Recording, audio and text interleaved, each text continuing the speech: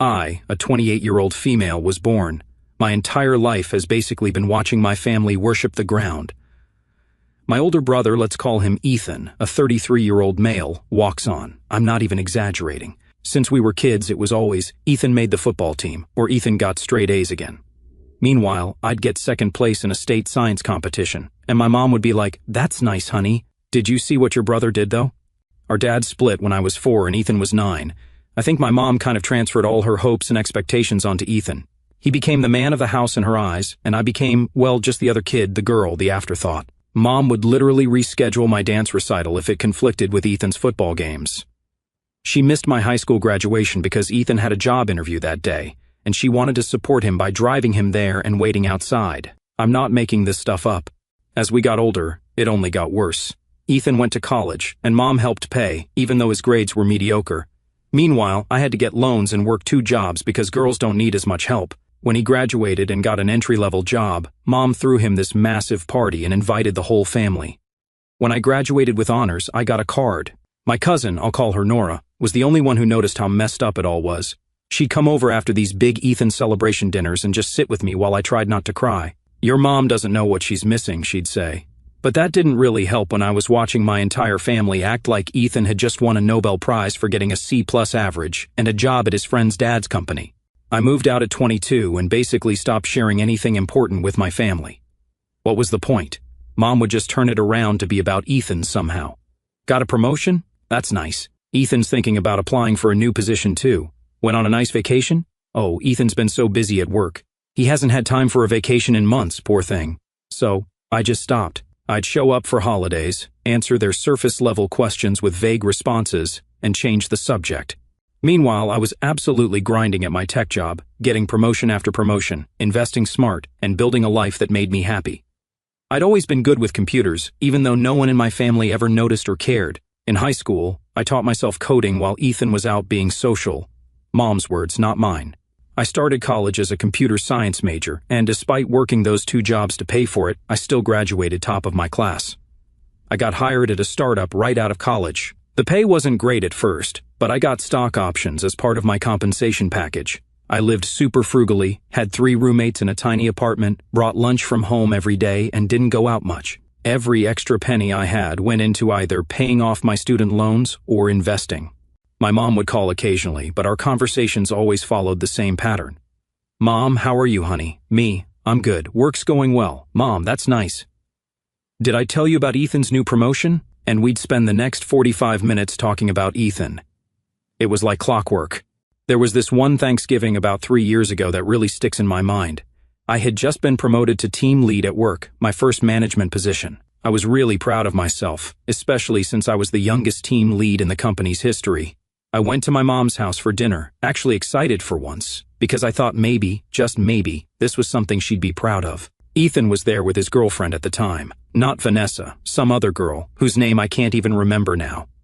During dinner, my mom asked the usual, "So, how are things, Jade?" And I decided to actually tell her. "Actually, I got promoted to team lead last week," I said, trying not to sound too eager. "I'm managing a team of 6 developers now." Mom nodded absently. "That's nice, dear. Ethan, tell everyone about that client you landed." And just like that, the conversation shifted to Ethan's job selling insurance or whatever he was doing at the time. I sat there picking at my turkey while everyone oohed and awed over how Ethan had convinced some local business owner to switch insurance providers.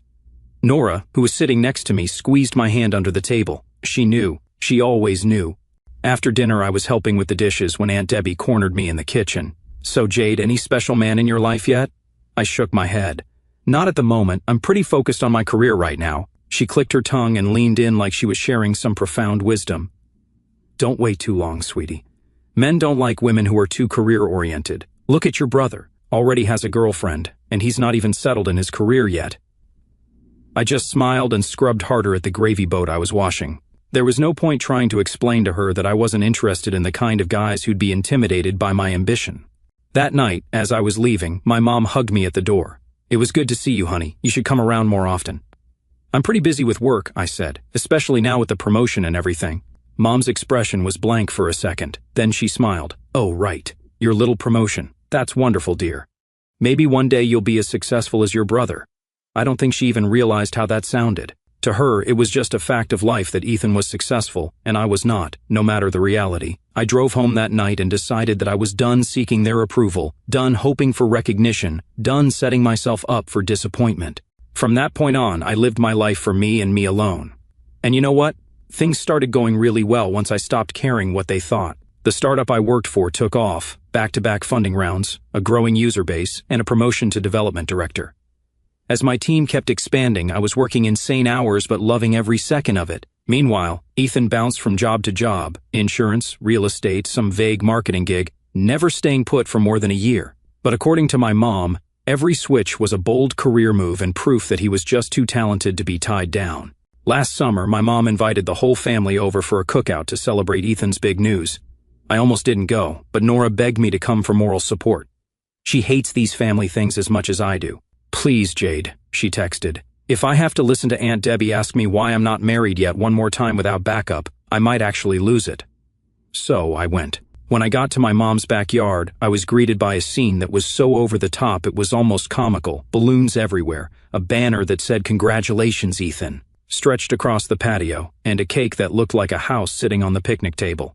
Mom spotted me and rushed over, practically buzzing with excitement. "Jade, you made it. Isn't this exciting? Your brother has such big news." "Yeah, super exciting," I said, looking around at the decorations. "What exactly are we celebrating?" Mom's smile somehow got even bigger. "You'll have to wait for the announcement. Ethan wants to tell everyone himself." I grabbed a soda from the cooler and found Nora hiding in a corner of the yard, looking like she'd rather be anywhere else. "Kill me now," she muttered as I approached. My aunt already asked if I've tried dating apps because that's how young people meet these days. An uncle told me my biological clock isn't getting any younger. I snorted. Family gatherings always a blast. We stood there, watching as more relatives arrived, each one immediately gravitating toward Ethan and his girlfriend Vanessa, who were holding court near the grill. Ethan was wearing this smug smile I've known my entire life, the one that says he thinks he's better than everyone else in the room. Finally, after everyone had arrived, my mom clinked her glass with a fork to get everyone's attention. "Everyone, I'm so proud to announce that Ethan has been pre-approved for a mortgage. He's buying his first home." They hyped him like he figured out how to buy property without selling a kidney. My Aunt Debbie actually had tears in her eyes. For a mortgage pre-approval. I wish I was kidding. Then my mom added, "It's in Oakwood Heights, 4 bedrooms, a finished basement, and everyone's gasping and clapping." Nora leaned over to me. "Is it just me, or is this a really weird thing to throw a party for?" "It's not just you," I whispered back. My Uncle Rick spotted me at the edge of the yard and walked over. "So Jade, still renting that little apartment downtown?" I just smiled and said, "Yup, still there." He chuckled and patted my shoulder. "Well, maybe someday you'll get where your brother is. Not everyone can be successful right away." I just took a sip of my drink and walked away before I said something I'd regret. Later, as I was helping clean up, I overheard my mom and Ethan talking in the kitchen. "The down payment's going to be tight," Ethan was saying. "I might need to borrow a bit more than we discussed." Mom sighed. "Ethan, I already gave you $15,000. That's almost all I had saved." I know, he said. "But this house is perfect, and Vanessa really has her heart set on it. We could always get another credit card for the rest." I slipped away before they noticed me. That conversation stuck with me for weeks afterward. On the drive home, I couldn't stop thinking about what I'd heard. My mom had given Ethan $15,000 for a down payment. $15,000. That was money she'd been saving for retirement, money she couldn't really afford to give away. And what was that about getting another credit card? Something about the way he said it made me think it wasn't his first or even his second. Meanwhile, my mom had never offered me a penny when I moved into my apartment. In fact, she'd seemed annoyed when I'd asked if I could temporarily store some boxes in her garage until I got settled. The more I thought about it, the angrier I got, not just at the obvious favoritism, which was nothing new, but at the way Ethan seemed to be taking advantage of our mom. She wasn't rich by any means. She worked as an administrative assistant at a local dental office, lived in the same modest house we grew up in, and drove a 10-year-old car. That $15,000 probably represented years of careful saving on her part, and Ethan was talking about it like it was pocket change, already thinking about how to get more. The next day, I did something I'm not particularly proud of. I used some of my tech skills to look up Ethan's credit report. Not exactly legal or ethical, but I was worried about my mom, and I wanted to know just how bad Ethan's financial situation was. What I found shocked me. Ethan had 5 credit cards, all nearly maxed out. His credit score was abysmal. He had multiple late payments on his car loan. He'd recently applied for several new lines of credit, most of which had been denied. In short, he was a financial disaster, and he was about to take on a mortgage. I thought about warning my mom, but I knew she wouldn't listen to me. In her eyes, Ethan could do no wrong, and I was just being jealous or petty or whatever she'd convinced herself was wrong with me. So I kept what I knew to myself but started checking in on her more often. Just casual phone calls to see how she was doing. She rarely had much to say to me, always steering the conversation back to Ethan and his amazing new house. But what she and my entire family didn't know was that I'd been killing it at my job for years. I started as a junior developer but quickly moved up to team lead, then department manager, and finally chief technology officer at a startup that got acquired last year. The stock options I had? Yeah, they were worth a stupid amount of money after the acquisition. I'd also been investing since I was 23, buying up crypto before it exploded and putting money in stocks that ended up booming during the pandemic. I didn't flaunt my success or my money. I still lived in my downtown apartment, still drove my reliable but ordinary car, still brought lunch to work most days, but I had a nice cushion of savings and investments that was growing month by month. About 8 months ago, I found this incredible house. It wasn't something I was actively looking for. I was actually pretty content in my apartment, but a colleague mentioned that their neighbor was selling their home privately, trying to avoid real estate fees, and was looking for a quick, no-hassle sale. Out of curiosity, I went to see it and immediately fell in love. 4,200 square feet. An amazing kitchen with floor-to-ceiling windows overlooking this gorgeous wooded area, a separate office space that was perfect for my remote work, and enough bedrooms that I could have both a guest room and a home gym. It was on 3 acres of land with a stream running through the back of the property. The previous owners had built a deck that wrapped around the back of the house, with steps leading down to a fire pit area surrounded by comfortable outdoor furniture. Inside, the main living area had vaulted ceilings with exposed wooden beams, a stone fireplace that reached all the way up, and hardwood floors throughout. The kitchen had been recently renovated with high-end appliances, a massive island, and custom cabinets. The primary bedroom suite was on the main floor, with a bathroom that included a soaking tub positioned under a window that looked out onto the woods. Upstairs were 3 more bedrooms and 2 additional bathrooms. It wasn't cheap, like at all, but I had the money, actually had it. Not just pre-approved for a mortgage, had it. So I made an offer, paid in cash, and moved in 2 months later. The first night in my new house, I sat on the deck, looking out at the trees and listening to the sound of the stream, and felt this overwhelming sense of peace. This was mine. I'd earned it all by myself, without help from anyone. Did I tell my family? Nope, not a word. Whenever they asked how I was doing, I'd just say, same old, and change the subject. Mom never pushed for details. She never really cared enough to ask follow-up questions about my life. Nora was the only one who knew. She helped me move and almost cried when she saw the place. "Jade, this is incredible," she said, spinning around in my new kitchen. "I can't believe you did this all on your own." "Believe it," I said, grinning. "Wait till you see the back deck." She followed me outside and gasped at the view. "Your family is going to lose their minds when they see this." I shrugged. "They're not going to see it. I'm not telling them." Nora looked at me like I was crazy. "What? Why not?" This would shut them up for once about Ethan being the successful one. "That's exactly why," I said. "I'm done trying to prove myself to them. I don't need their validation anymore." She nodded slowly. "I get it, but man, I would love to see their faces if they knew." "Maybe someday," I said. "Just not today." For the next several months, I settled into my new home and continued living my life exactly as I wanted to. I set up my home office, joined a local hiking group, planted a vegetable garden, and even adopted a dog from the shelter, a scruffy mutt I named Oscar, who quickly became my best friend. I was happy, really, genuinely happy, and I didn't need my family's approval to feel that way. When Thanksgiving rolled around this year, my mom texted the family group chat, "Ethan and Vanessa's house is finally ready. They've moved in, and they're going to host Thanksgiving this year. Can't wait for everyone to see their beautiful new home." I almost didn't go, but then I thought about the fact that I hadn't seen my family in months, and something in me just snapped. I decided it was finally time to stop hiding my success. The morning of Thanksgiving, I took Oscar for a long walk around my property, thinking about what I was about to do. Part of me wondered if I should just let it go, keep my success to myself, avoid the drama. But another part of me, a stronger part, was tired of being overlooked, tired of watching Ethan get praised for things I'd done better, tired of my mom's constant disappointment in me. "What do you think, Oscar?" I asked as we made our way back to the house. "Should I finally stand up for myself?" He wagged his tail and barked once, which I took as a yes. I left Oscar with plenty of food and toys, then changed into a simple but elegant outfit, dark jeans, a soft cashmere sweater, and a pair of boots I'd splurged on after the acquisition. Nothing flashy, but a far cry from the Walmart clothes I used to wear to family gatherings. I pulled up to Ethan's new house in my usual car. I never upgraded, even though I could afford to. Never saw the point flashy stuff. It was nice, I'll give him that. Standard new construction in one of those neighborhoods where all the houses look the same. As I approached the front door, I could hear voices and laughter from inside. I took a deep breath, reminded myself that I had nothing to prove to these people, and rang the doorbell. Vanessa answered, wearing an apron that said hostess with the mostest across the front. "Jade, you made it," she exclaimed, pulling me into an awkward hug. We'd met maybe 3 times before today, but sure, hugging was happening. "Thanks for having me," I said, passing her a gift box of gourmet teas and handmade honey sticks I found during a weekend trip to a mountain market. Subtle luxury without trying too hard. "Oh, thanks," she said, glancing at the label without really looking at it. "Come in, everyone's already here." Inside, Ethan was playing tour guide, showing everyone around like he was on HGTV or something. And here's the kitchen. Vanessa picked out all the finishes herself, and we're thinking about putting a pool in the backyard next summer. Mom was trailing behind him like a proud shadow, adding her commentary, "Isn't the master bedroom gorgeous? And look at these countertops."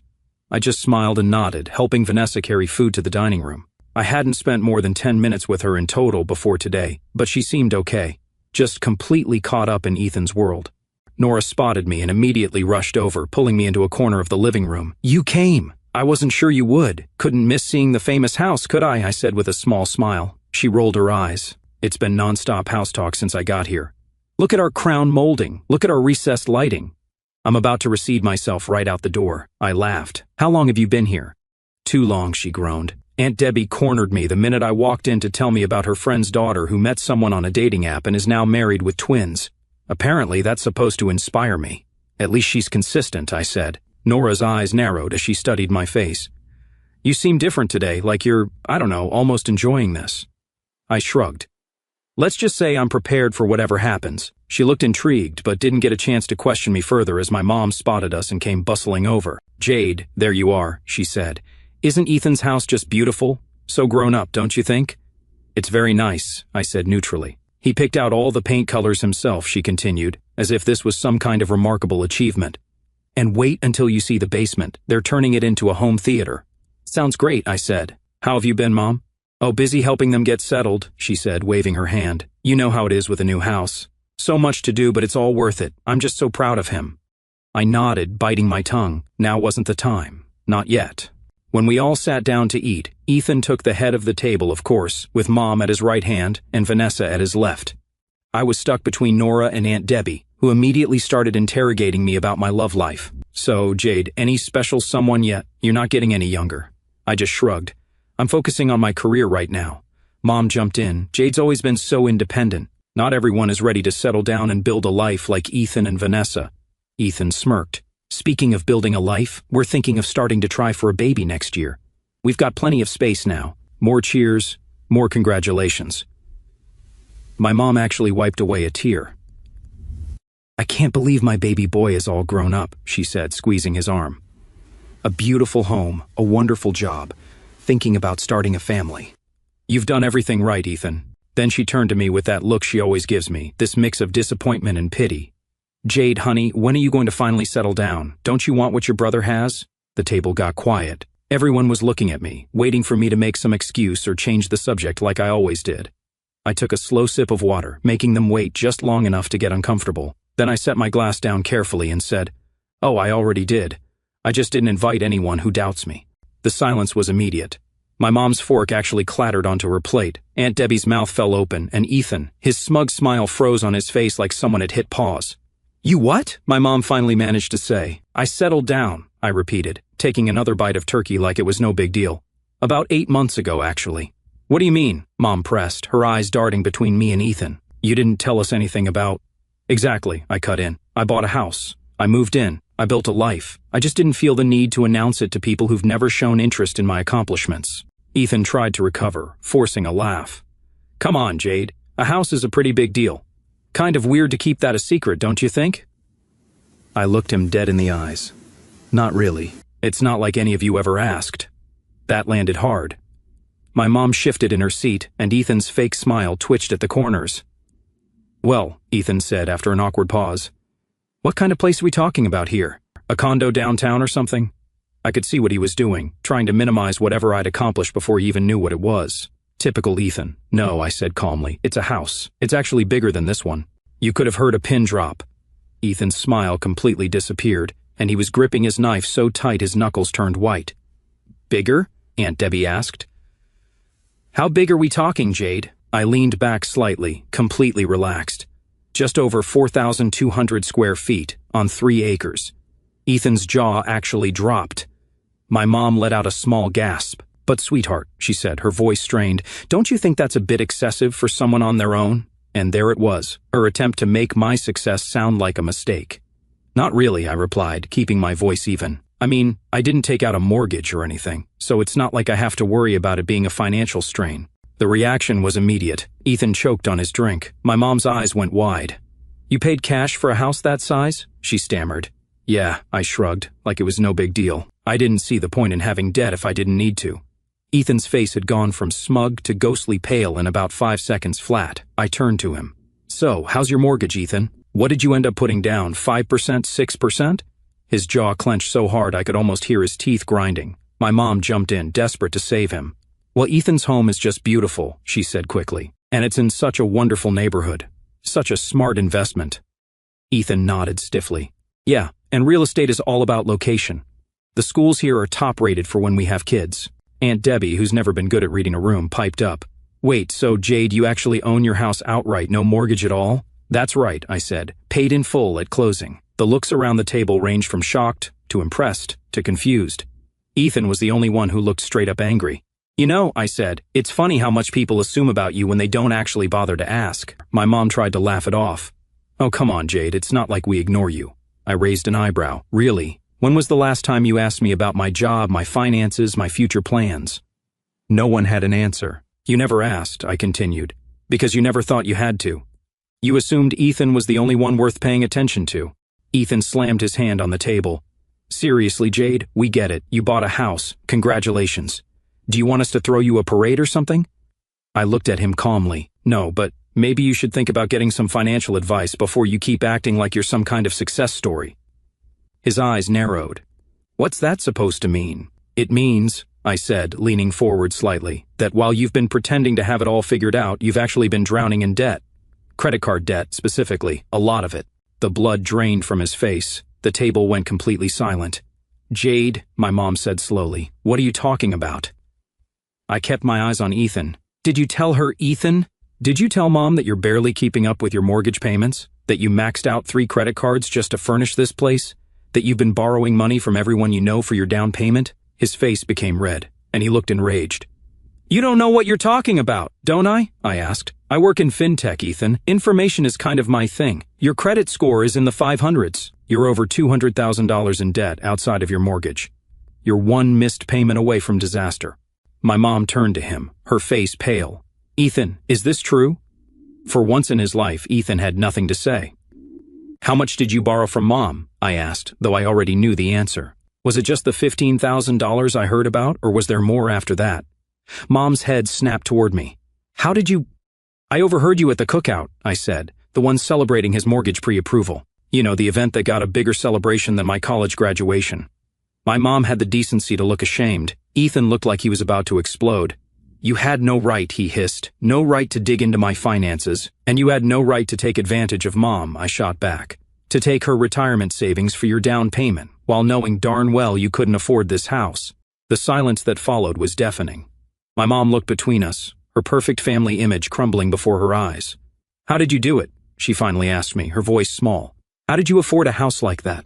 I took a deep breath. I worked my butt off. I got promoted 5 times in 6 years. I'm the CTO of my company now. My stock options were worth over $1 million when we got acquired last year. I invested smart. I didn't waste money trying to impress people. Ethan stood up so fast his chair fell backward. You think you're better than me? You think you've won something here? I stayed seated, completely calm. I don't think I've won anything, Ethan. I just finally stopped playing a game that was rigged against me from the start.